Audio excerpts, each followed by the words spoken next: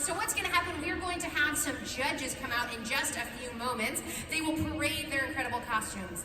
Then the judges will leave and deliberate with a very hard decision. And then they're going to come back and then we will crown our winner. So what will happen, you ask? What happens to the winner, you ask? I'm so glad you asked me. What happens to the winner is that they go on to represent Philadelphia and Keystone ComiCon at the Crown Championship of Cosplay in Chicago at C2E2. That is right, and they will go and possibly compete as a representative of the United States against other countries all over the globe. Do you even know what some of those countries are? Yes, I do. We've had Austria. Yep.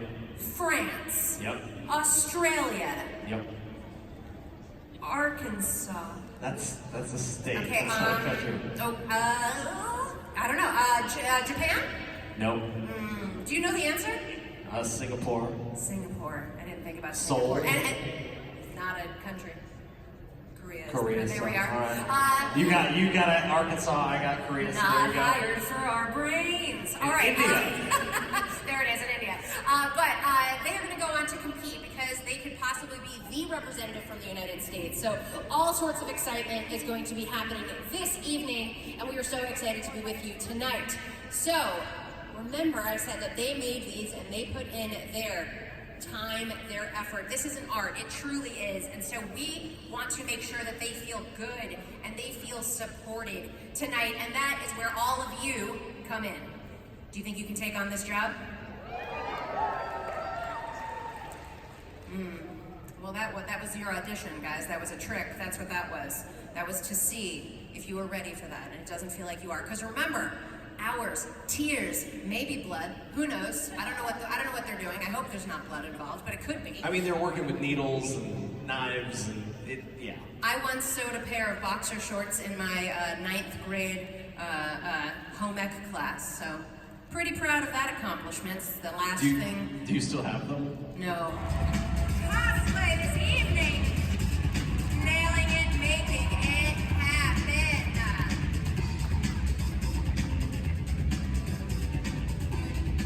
Hello, judges. Welcome. Thank you all so much for being here this evening. Folks, we are made Glaceon from Pokemon. Based on fan art by Sunset Dragon, this costume was constructed from 90% stash materials. The tail skirt was hand sewn in order to line up the scales, the seams, and fin. The fin was made with tulle, organza, and chiffon to create texture. Pearls are sewn all over the costume, and the wig was subtly ombre dyed purple with additional added wefts for thickness. The belt was made with Warbler and painted a pearlescent blend of blues. Give it up one more time for Mermaid Glaceon!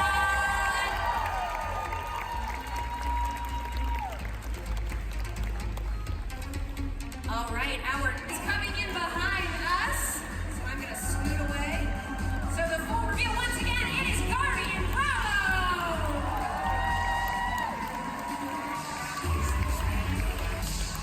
Josh has been a part of the cosplay community since 2009.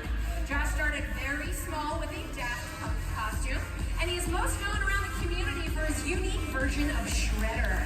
He has since graduated to crafting armor with this current build, Guardian Bravo from Pacific Rim. Nice fist bump. Bravo stands at about 7.5 feet tall and was built using a lot of EVA foam, PVC, wood, aluminum, and numerous electronic components, and took about 200 hours to build. Give it up one more time for CJ Prop Studio!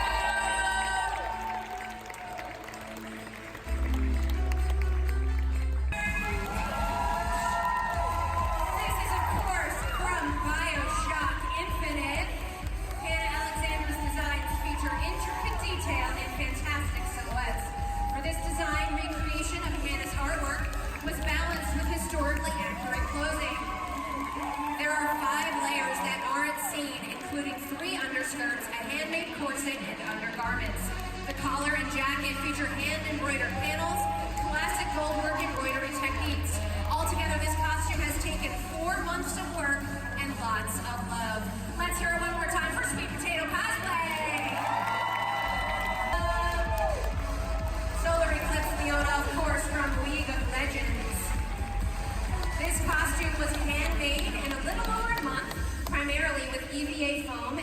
insulation foam. The hand-carved sword and shield are approximately 5 feet tall. Both weigh next to nothing since they are made of insulation foam. The wig is hand-dyed with Copic marker. 100% of this costume is patterned and cut by hand. One more time for Solar Eclipse Leona.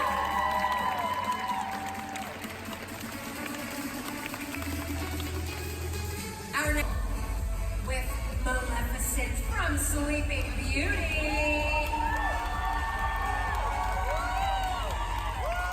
Born through the skies on a fog of doom. Now go with the curse and serve me well. Round this con, cast my spell! This is Maleficent in her human and dragon form. They have taken over 600 hours to create. There are 350 LED lights and hours of hand embroidering and smocking details. Glass beading has been used to enhance her evil queen. Much to your amazement, this mistress of darkness appears to have magically transformed from screen to the stage. One more time for Rebel Squirrel as Maleficent. Appearance. To make Ciri a fighter, interdimensional traveler, and sorceress, she chose realistic materials like wool, leather, and steel rings to create a costume that feels rugged and functional. Total construction time was well over 500 hours. Give it up one more time for Ciri and Jillian Monahan.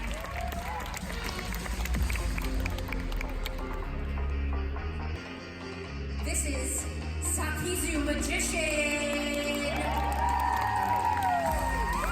Every garment piece you see, from the tights to the hat, were handmade in this costume. Over 50 hours of hand sewing and detail work included.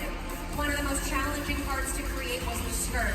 And in order to create the extreme silhouette present in the image of this design, 97 yards of hand-gathered ruffle were placed in 5 tiers, creating volume by sheer proof factor alone. This costume involves creating checked fabric, and the challenge was a joy to make. One more time for Jayuna Cosplay with Sakizu Magician! Known as Arya Stark. Of course, Arya Stark from Game of Thrones. Jackie is certified in many different sword styles, so it is only fitting that she cosplay as one of her favorite characters, Arya Stark. This is her first major sewing project. She started with a cloak, which took a day to put together, using faux fur, leather, and fleece. The skirt is made from upholstery fabric and fully lined. Both the cat's paw dagger and needle have been 3D printed and painted, and the sheaths have been made from leather. One more time for Jackie DiFernando as Arya Stark. Firefly! Kristen from Veil of Shadows Cosplay is cosplaying Firefly's Kaylee Fry, who's ready to attend a mighty fine shindig. This labor of love clocked in at just under 150 hours. Because it's her first real sewing project, and she had to learn each technique on YouTube before using it on the costume. She hopes her next project will have even more ruffles. Follow those brown coats. Go right ahead. It's so shiny. It's Simply Rachel Studios with Stormfly from How to Train Your Dragon. Please put your eyes over this way as Stormfly makes their grand entrance. Give it up for Stormfly!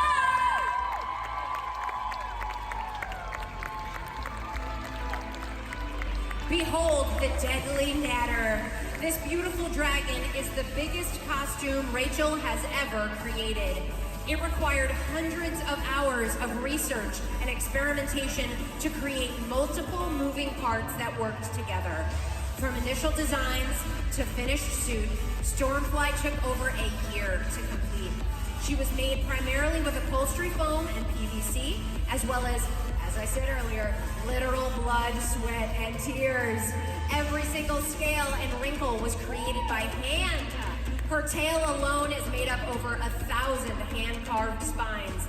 But the biggest challenge was creating natural movement in the suit, which weighs over 50 pounds. Unbelievable. Please give it up for Simply Rachel Studios and her cosplay of Stormfly.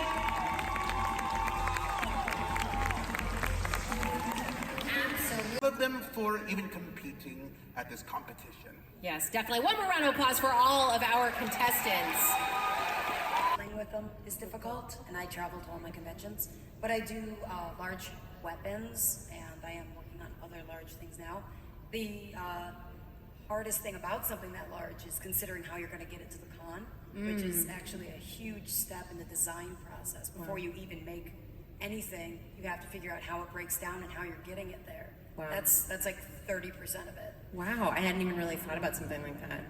Wow, okay, well, there is going to be a lot of, I'm sure, bickering backstage, so I apologize. But we are very excited because this evening we have a couple of different categories.